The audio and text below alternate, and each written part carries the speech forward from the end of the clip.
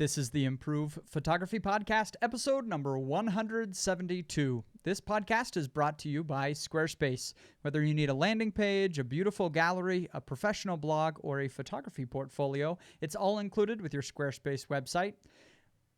Start your free trial today at squarespace.com and enter offer code IMPROVE to get 10% off your first purchase.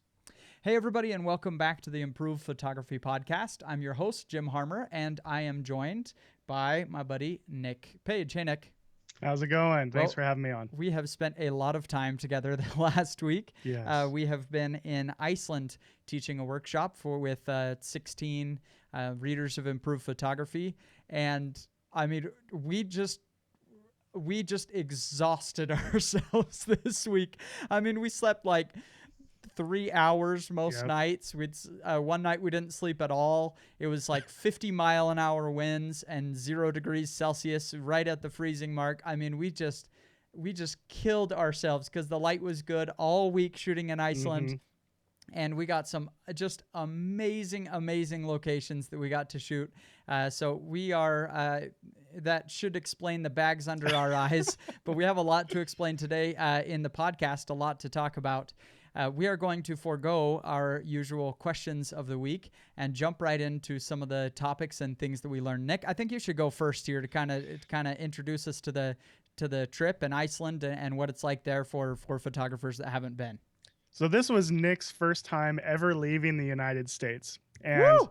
Yeah, so, well, I guess I went to Canada once, but I'm pretty sure Canada that doesn't count. Like, as far as like international travel, I literally crossed a bridge that time. So this was a completely different experience for me.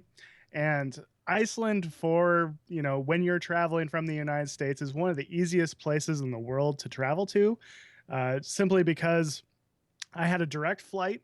You go there and everybody in the entire country speaks English as well as Icelandic. So they're very used to dealing with lost and scared Americans. And everybody there was really, really friendly and helpful. And it was so traveling there and getting around once you were there was really, really easy. There's literally like one road that goes all the way around the island. So it's pretty difficult to get lost.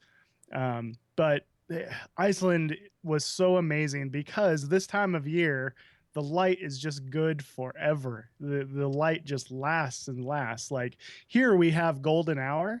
There they have like golden 3 hours. And instead of sunset lasting like 5 to 10 minutes where it gets really colorful, it's lasting like 45 minutes to almost an hour there. And that's why we were so exhausted all the time, right? Exactly, because the light was awesome until like 11:30 at night, and we looked down at our watches and we're like, oh man, we got to get up in 3 hours. That's not good. The first night when we looked at sunset was at 9:30 p.m. and we're like, okay, if we get there at 8:30, we'll be good. And by 8:30, it was already beautiful color in the sky. And we're like, like an hour before sunset.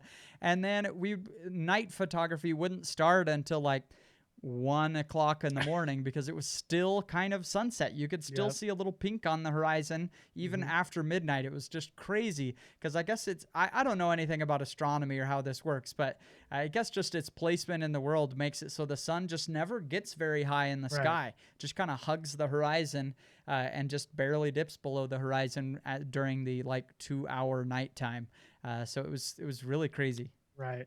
So we were shooting at a place called Vesterhorn, which is this amazing mountain rock outcropping that is kind of nestled close to the ocean to where you have these flats where the water comes up and it kind of fills this mud lake thing with water, and you get these really excellent reflections there.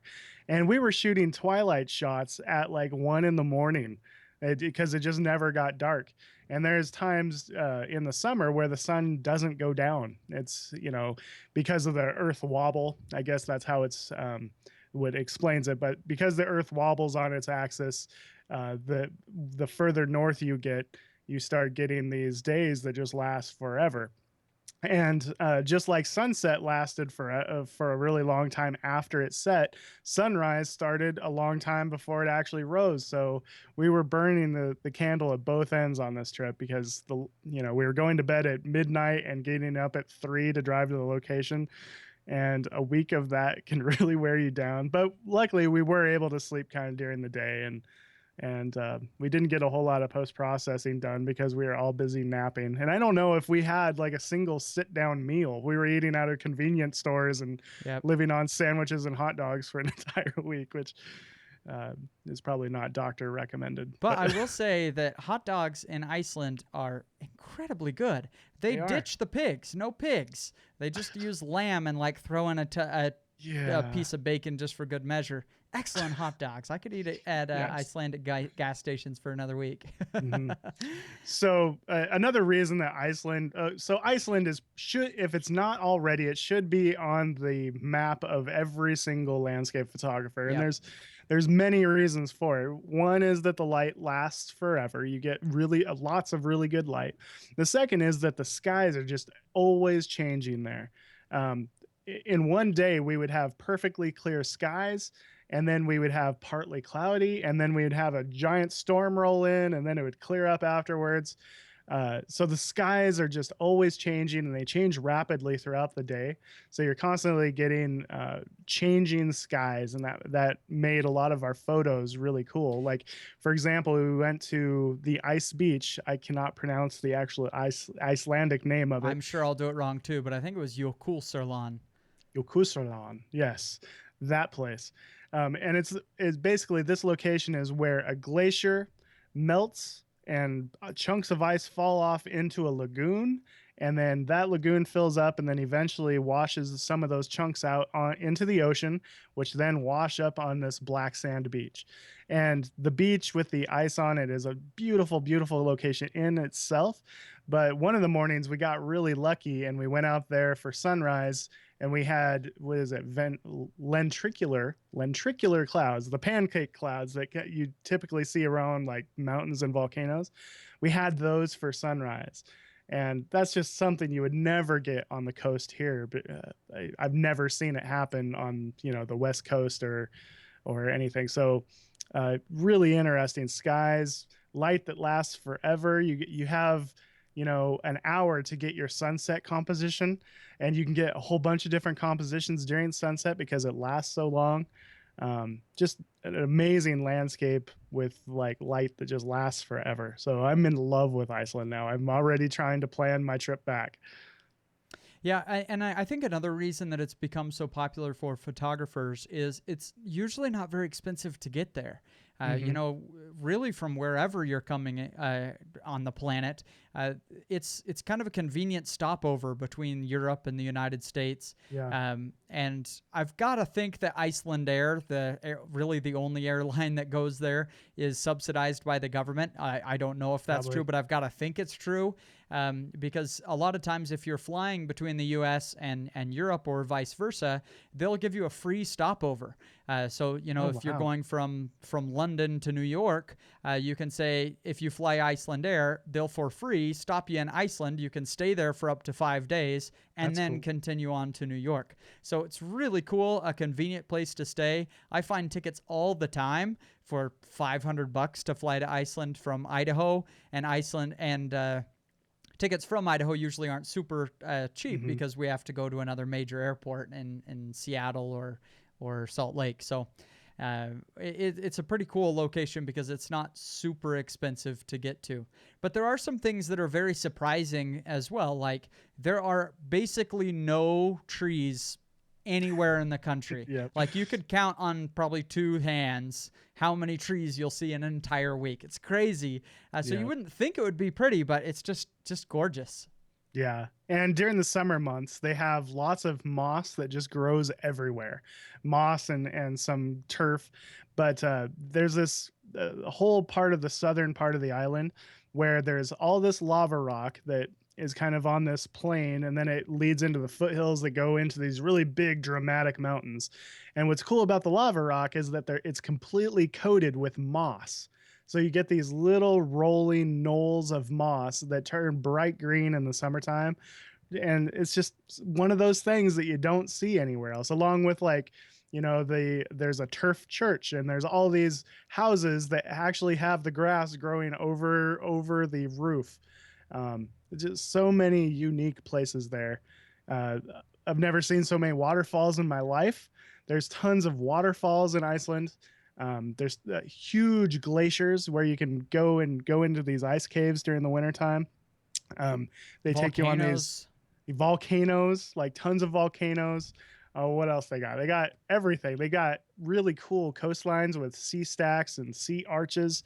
It's like all of the coolest places from the United States, minus the whole rainforest thing. It's like all of that condensed down into an island that you could see in like, a couple weeks probably.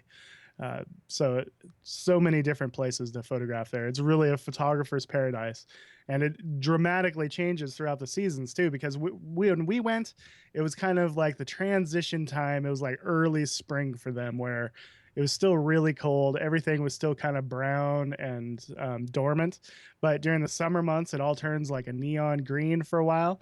And then the winter time, it's a winter wonderland, and that's when you get to go and photograph the aurora borealis, which is a huge selling point for them. All of the buses and any kind of marketing thing that you see, even the airplanes, when you ride on Iceland Air, they actually have like mock northern lights going on in the aisles, which is kind of cool. But yeah, it's just an ever changing landscape and so many places to photograph there. Yeah, it was definitely awesome. Well, in the first half of this podcast, we kind of wanted to just introduce you a little bit to Iceland and some of the things that we were doing there. And in the second half, we want to talk about some of the actual photography tips, some of the things that we learned, things that you can take from what we messed up and did right, and kind of apply it to whatever you're shooting, even if it's in your own backyard. But before we get to that, we want to take just a second and thank our sponsor for this episode, which is Squarespace. Squarespace is an excellent option for for hosting your photography website. The real standout feature to me about Squarespace is that it is just dead simple to use, number one. And number two, the templates are absolutely beautiful. It really takes very little tweaking to be up and running with full page, full screen, beautiful photos showing on your photography website. And Squarespace really isn't just for photography websites either. If you run a small business and you want to put a website up that looks totally good, professional, without paying thousands of dollars for a web designer and then being beholden to that web designer every time you want to make a change for your website, Squarespace is a great option. Plans start at just $8 a month, and you can even get a free custom domain name from Squarespace. So that domain name is, improvephotography.com, or my photography portfolio on Squarespace is photography.idaho.com. And then people can type that in and get to your website, of course. They also have 24/7 customer support. There really is a lot to love about Squarespace. But for me, again, that standout feature about Squarespace is big, beautiful photos. And for photographers, that's kind of the most important part of it all. Start your free trial today at squarespace.com and enter offer code IMPROVE to get 10% off your purchase. That's squarespace.com and enter offer code IMPROVE to get 10% off your first purchase. All right, well, I mentioned that in the second half of this episode, we want to talk about some of the actual photography tips and things that we learned while we were in Iceland. And the first thing that I know that I messed up in Iceland that killed a couple of my very favorite compositions from the week was a wet lens.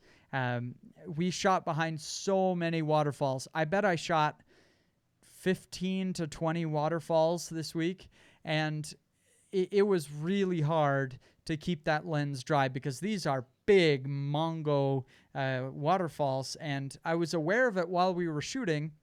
I think everybody was trying to keep that lens dry so you didn't get water spots. And I just was covering it up. We'd get to the waterfall. I'd put my hand right in front of the lens to cover it and then just move my hand for a second to take the picture and cover it up again. But I still didn't succeed in keeping the lens dry. And so that's something that I really want to fix somehow next time I go to Iceland, is working to keep that lens dry. Do you have trouble with that as well, Nick? Oh yes, man, I struggled hard with it. And I thought like a lot of times that I was being right on top of it because I'm used to shooting around waterfalls and oceanscapes and stuff.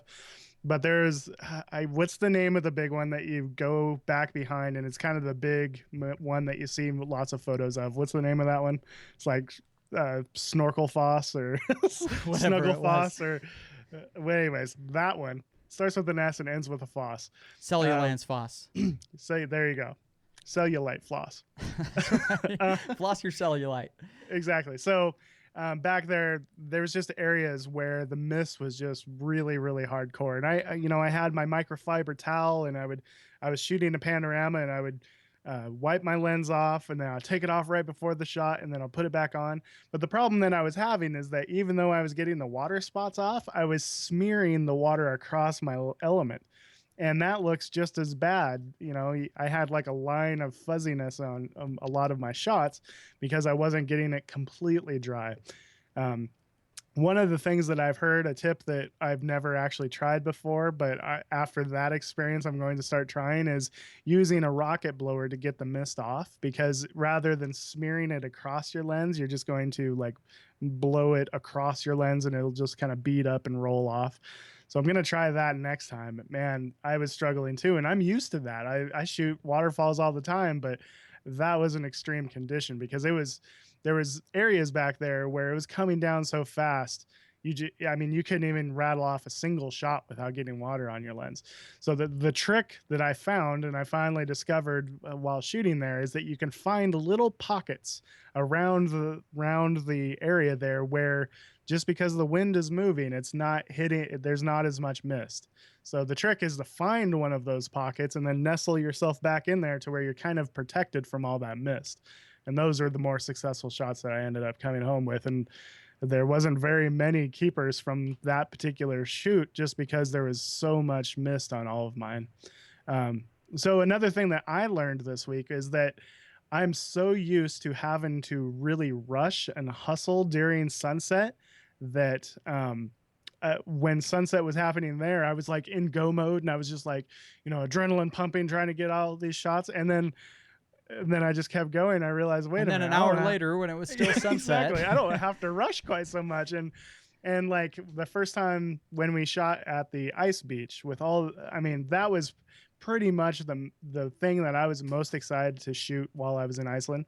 And we got there and we had this amazing sunrise developing, and I was so excited about the scene. I was just trying to like hurry up and document it before it went away. But because of that, my compositions were kind of weak to begin with, because I was just like, I wasn't slowing down and really taking my time and composing my shots. It was I was drive-by shooting photography. Exactly. I was just like, get it all, hurry up, and so the earlier shots from that particular shoot were kind of weak. The compositions weren't very strong, and I wasn't waiting for the right wave and stuff like that.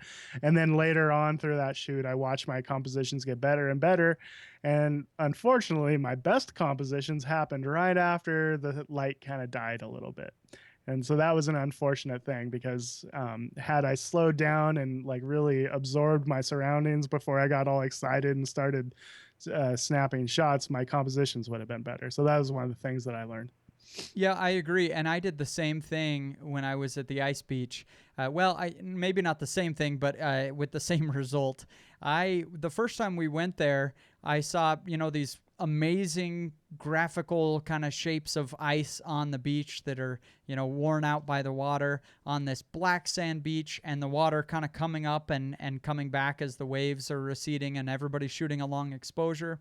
I shot maybe 15 to 20 photos, and I thought, nailed it. I was like, okay, I got my photo. They're all kind of looking the same now, just more ice chunks with water receding. And then I went back to the hotel later on and looked at my photos, and I thought, not quite nailed it. Because it was so easy to get a good photo there, I got a little complacent and didn't spend the time to really nail down those fine details. Like, would my shutter speed look a little bit better if it was a quarter of a second longer or a quarter of a second shorter? Would it look a little bit better if I was 6 inches closer to the ice or 6 inches back from the ice? How much water do I want rushing up on the beach? And I had got some fine pictures there, but it wasn't like that awesome shot of it. And so I had to go back after I saw everybody else's photos from Ice Beach. I thought, ooh, I got a little careless there. And so we went back, and the second time I got much better pictures there because I wasn't sitting on my laurels. I really was paying attention. I said, no, I got to get every little detail right here. Yeah, and when you're going on a trip like this, you need to treat each shoot like it's going to be the only time in your life that you're going to be there, because it might be the only time in your life that you're going to be there. I might never get a chance to go back to Ice Beach. So, I should have, looking back, I should have really taken my time with my compositions and really found the perfect piece of ice and really spent more time than I did, rather than just being like, oh, I'm a good photographer, I got this, and being overconfident and not really honing in those compositions and being very, very thoughtful about everything from your shutter speed to your aperture to, when you're taking that shot, what part of that wave are you wanting to capture? Because it's not until you get home and you look at your computer that you realize, oh, I like that particular shutter speed best, and I like this particular wave position best. You don't know that at the time looking at the back of your little camera. So you want to have lots of options when you go back home, because that might be the only time you're ever going to get to shoot it. So that's something to keep in mind when you're going to these far off locations. So another thing that I learned, and this was actually something I did right, was I took less gear than I normally take. I took 3 lenses, but I only used 2 of them. I took my 16-35 wide angle lens, and I used that for like 90% of everything. And then I took the Canon 70-300 f4-5.6, the L version of that, and it was great. And the reason I liked that so much is it's way smaller than my 70-200 f2.8. It's shorter and stubbier and lighter. And then I had a camera body connected to each lens. And so when I was ready to change lenses, I just grabbed the other camera body. I didn't have to swap lenses. I just switched cameras and I was good to go. And that worked really well for me, because there was times where, for example, when we were shooting on the Ice Beach, there was whales out like surfacing and doing what they do, and I'd never got to photograph a whale before, but I got a whale shot there, and it worked out great because I had my tripod with my camera on it, with my wide angle on it, and then I could just reach in the bag and grab my long lens and snap a shot of the whale, and it just worked out really well. The other lens that I took with me was my Rokinon 24mm f1.4, just in case there was a chance of aurora that was going to be strong enough. I didn't use it at all. This time of year, you just can't see aurora.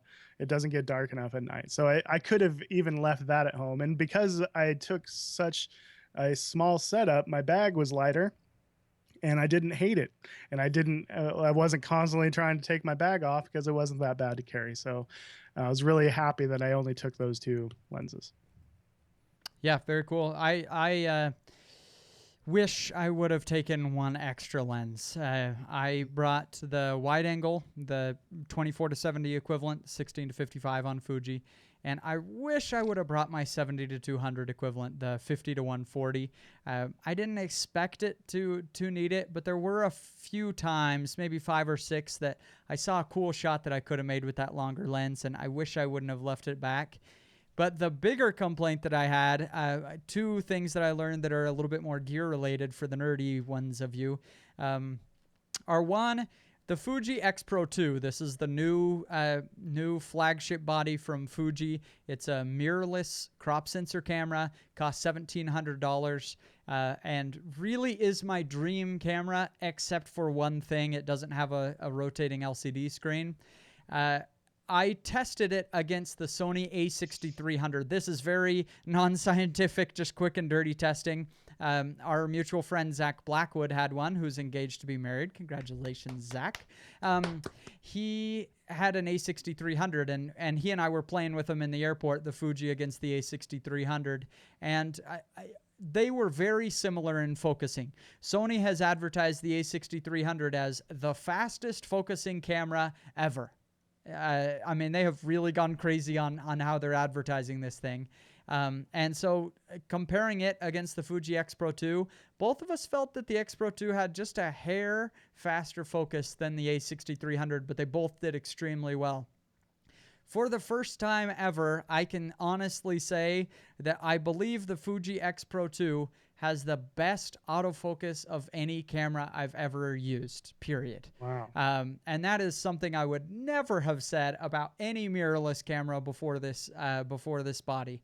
The XT2 or the XT1 that I love was a wonderful camera, but the autofocus it's okay. It's all right. It's usable, but it's not great.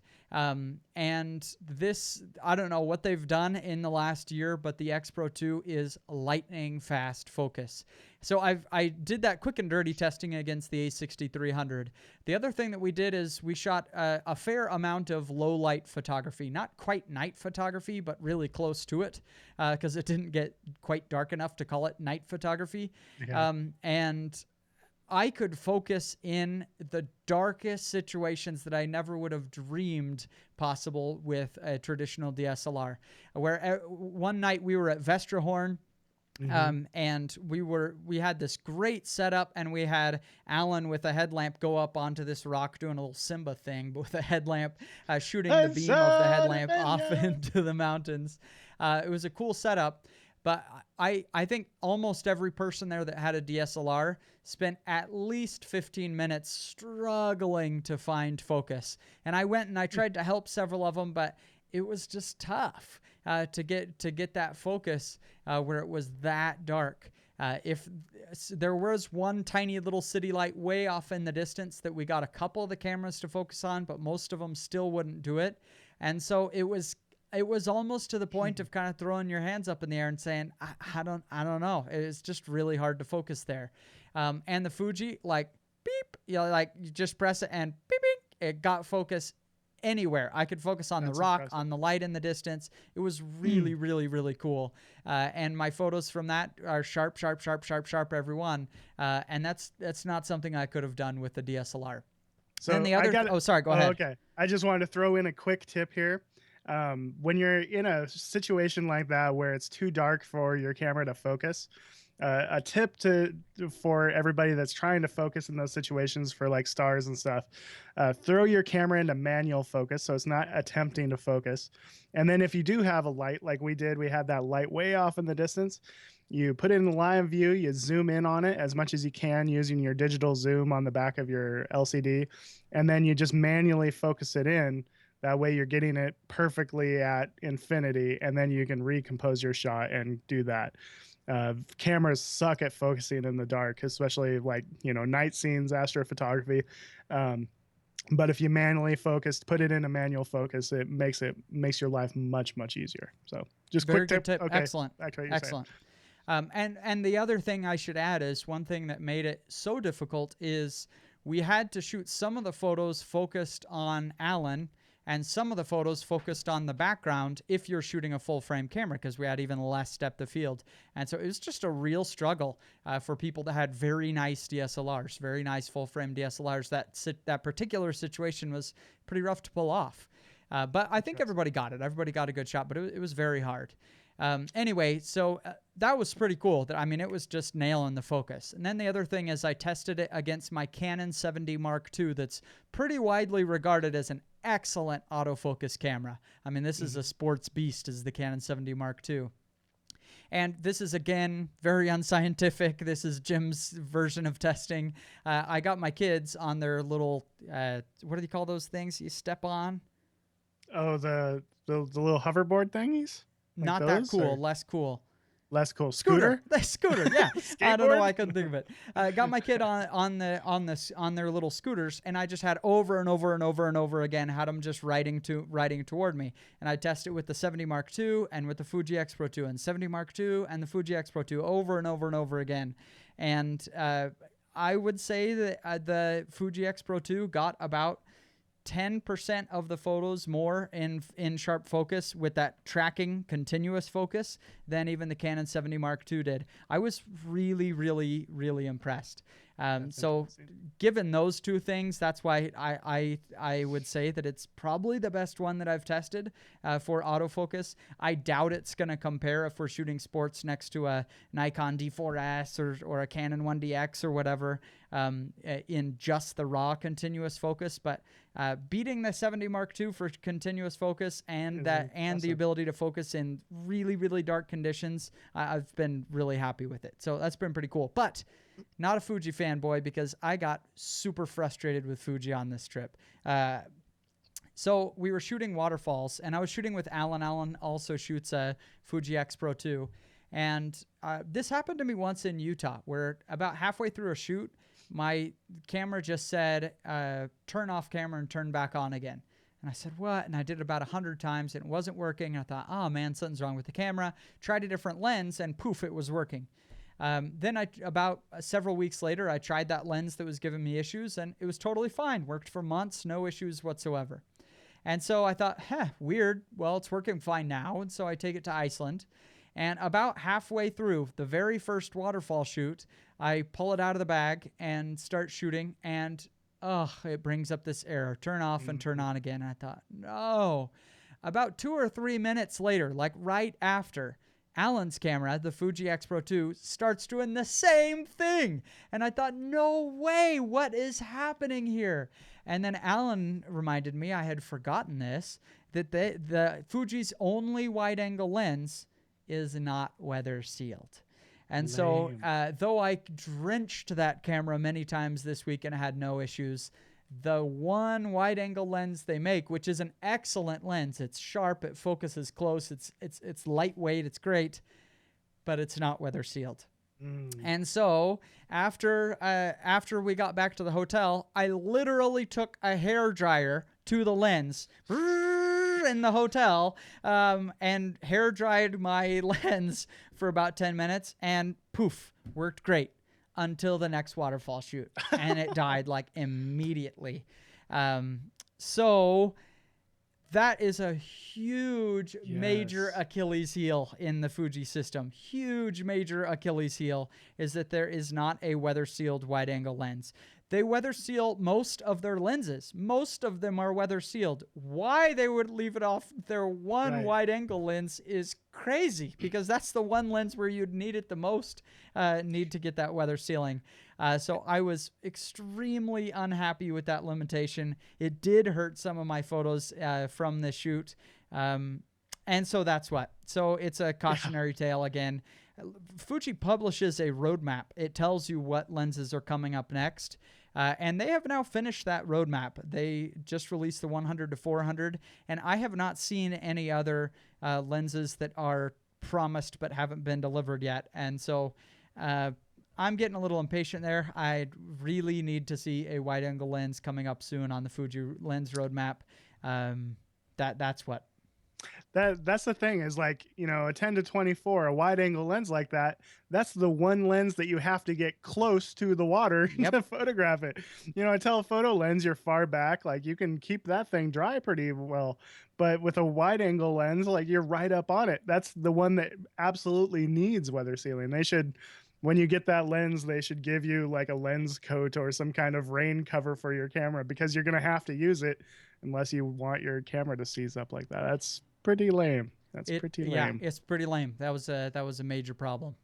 So speaking of lame, when you're going to a place like Iceland and they lose your luggage, that's lame. That was lame. Right. So Marty, that came on the trip, they totally lost his luggage. In his luggage was his tripod, was like his heavy coat.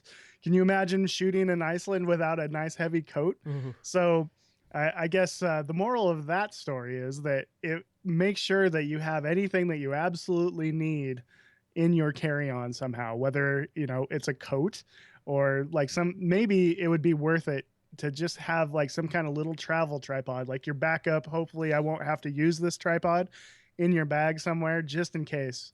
Luckily, I hadn't left yet, so I brought him a tripod, and he didn't have to shoot without a tripod at all. And they found his luggage and delivered it to him on like day 3, but still, he had to shoot without a nice heavy winter coat for a couple days, and that sucks. So always keep in mind that they might lose your luggage, and there better not be anything you absolutely need in that luggage. Yeah, that's a very good point. I risked it on this trip. I usually don't. I usually keep my tripod on my carry-on, but this time I thought, I'm just gonna risk it. I don't want to walk through the airport with the tripod, and it was fine. But after seeing that with Marty, I thought, nope, that's why I always keep the tripod on the back. Yep. So. Well, another thing I wanted to share is something that I'm doing with my Improve Photography Plus mentoring students. So those of you who have missed it, improvephotographyplus.com is a separate website from Improve Photography that has basically all of the streaming or downloadable products from Improve Photography available for just $19.95 a month, and there's a 2-week free trial. That's over $2,000 worth of products if you were to buy them all separately, and it's $19.95 a month. But you know what? The Improve Photography Plus would lose to other websites like Kelby Training and Lynda if all we were doing is the video training. Lynda.com has a lot more video training than Improve Photography does. And Lynda's a little bit more money, but not much. But we're doing a lot more with Improve Photography Plus. In addition to dozens and dozens of hours of video content, there are also hundreds of Lightroom presets you can get in there, Lightroom brushes. You can get Nick's sky replacement tutorials. A lot of times you get out and you shoot a landscape and it's like, it's okay, but the sky fell flat. Or for real estate photography, you got to go shoot it today to get the listing up, and the sky's kind of ugly. It's just blank. So you can get in there, and we have dozens and dozens of raw files that both Nick and I have shot that you can just use right on there. You can you just go to the download center, look for one of the skies that you want to use, and poof, you have it that you can include in your photo, including a tutorial from Nick on how exactly that's done. If you need contracts for your photography, that's in there. Ebooks are in there, and I'm looking to add a very cool new thing coming up in a few months. There are just tons of things in Improve Photography Plus to like. But the other thing is we are also doing tons of workshops. Workshops usually cost thousands of dollars when you go with well-known photographers, and we are including our free workshop series that we have done many, many of in the past. Those spots in those are getting smaller. We're doing fewer of the very large trips with 75 people now, where they're getting a lot smaller, and they're going first to Improve Photography Plus people, and I've got to think they're going to fill up. This week, I am announcing the dates for Glacier National Park, and it is going to be available first to subscribers of Improve Photography Plus. So I hope you'll take a look at it at improvephotographyplus.com. Again, if you compare it just video content, it really doesn't make a whole lot of sense. But that's not just what you're getting. You're getting other things that really I don't know of any other website that's offering dozens of hours of video content and hundreds of Lightroom presets and sky replacements and photography contracts and workshops for $19.95 a month. So it's a pretty cool thing. It's a big leap for me to get down to that price range. It was a little bit scary to do that, but I've just heard amazing, excited reviews from it from those who have come on and supported us and are doing it. So I encourage you to check it out for sure. We have had we don't usually reduce or release numbers of things because the competition often listens to our show. But we've had a lot of people sign up, and a total of 4 people have canceled their subscription. So oh, wow. It's been a real success. I've been Nice. excited with that. Anyway, in Improve Photography Plus, you have the option of upgrading to mentoring, where you work directly with me or Nick or Erica or Brian or Majid. In one-on-one. You can email us, call us. We message back and forth every day. If you have questions or need feedback on a photo, we're there for you. Is available as a separate upgrade. And what I'm working on with my students this week, this is kind of a long explanation to get there, but we always have new listeners, so I've got to kind of set the foundation. Anyway, the photo challenge for this month for my students is the planned photo.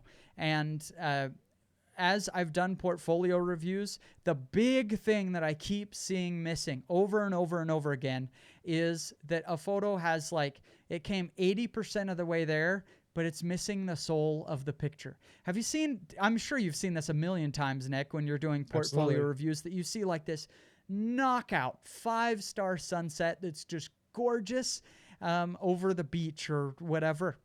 But then there's no subject.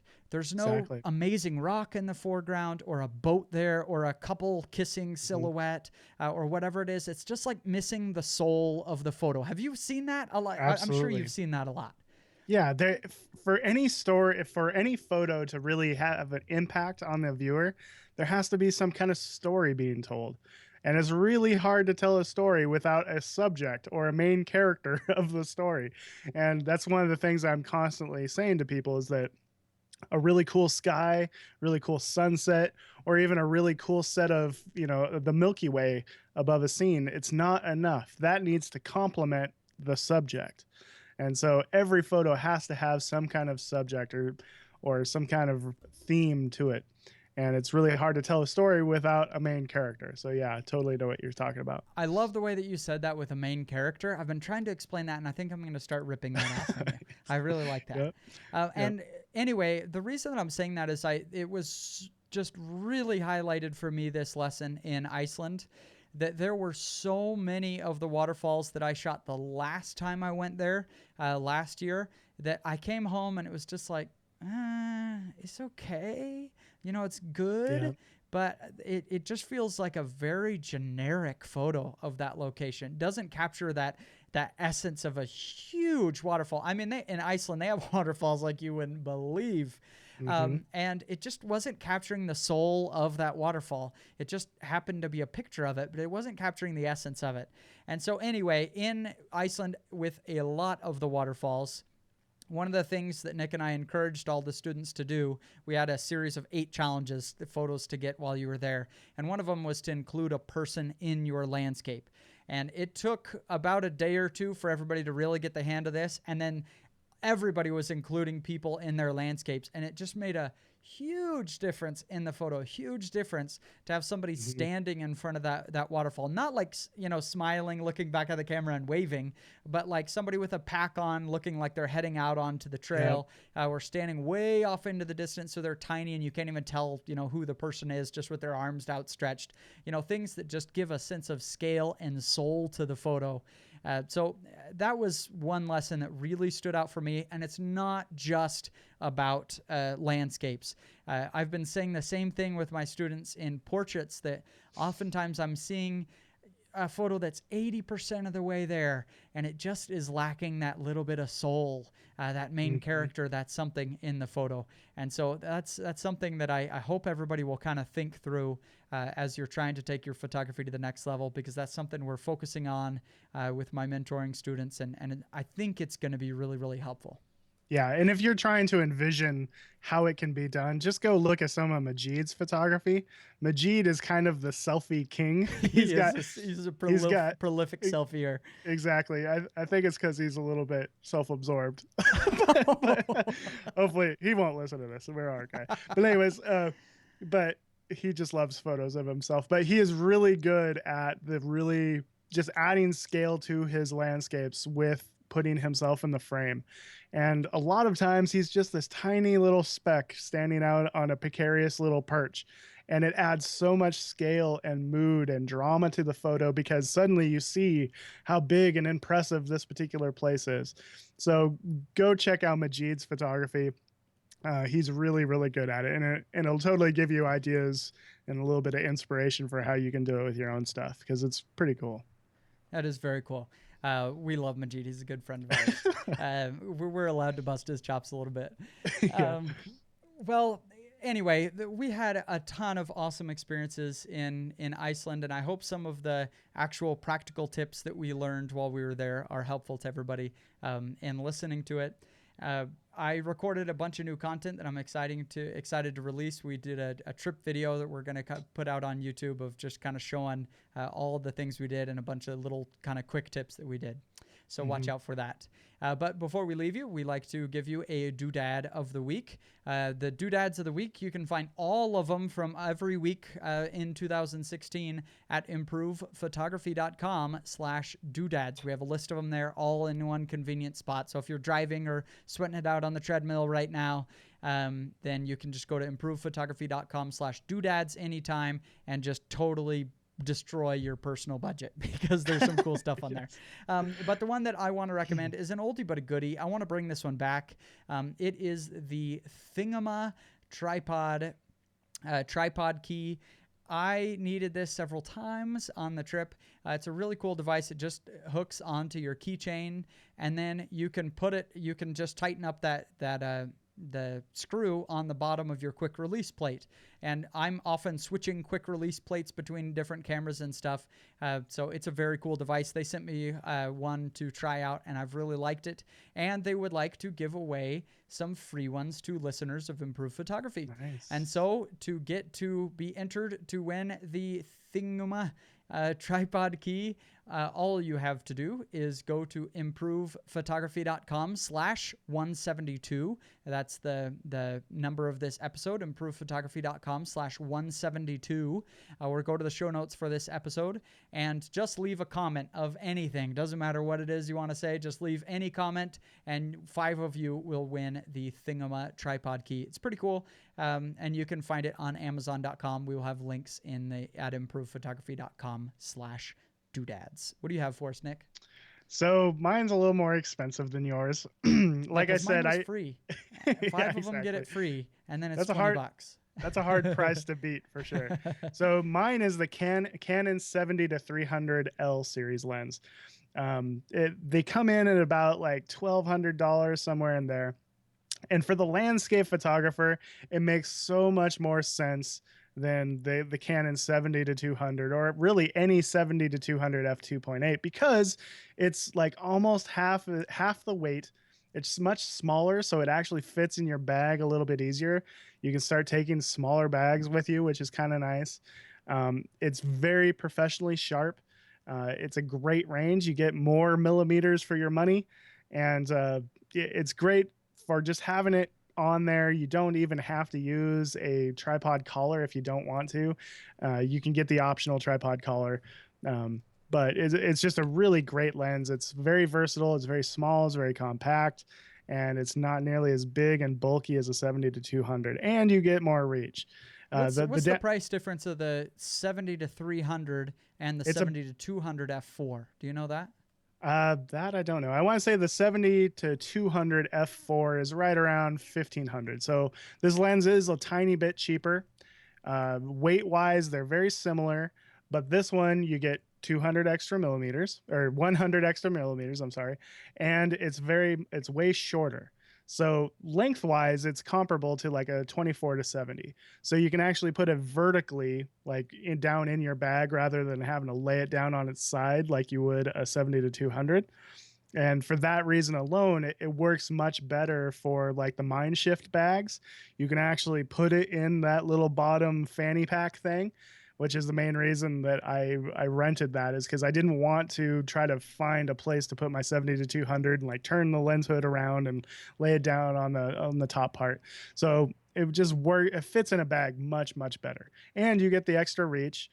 The downside is that it's an f4 to 5.6, which for a landscape photographer doesn't matter at all, because you're always shooting like a higher aperture anyway. Exactly. So I think I'm actually going to be buying this lens. I liked it enough that I'm not going to be renting it anymore. I'm going to actually be buying it and use it for my landscape photography, because it's so much smaller. And if you're going to be hiking, you don't want to hike with a 70-200 f2.8.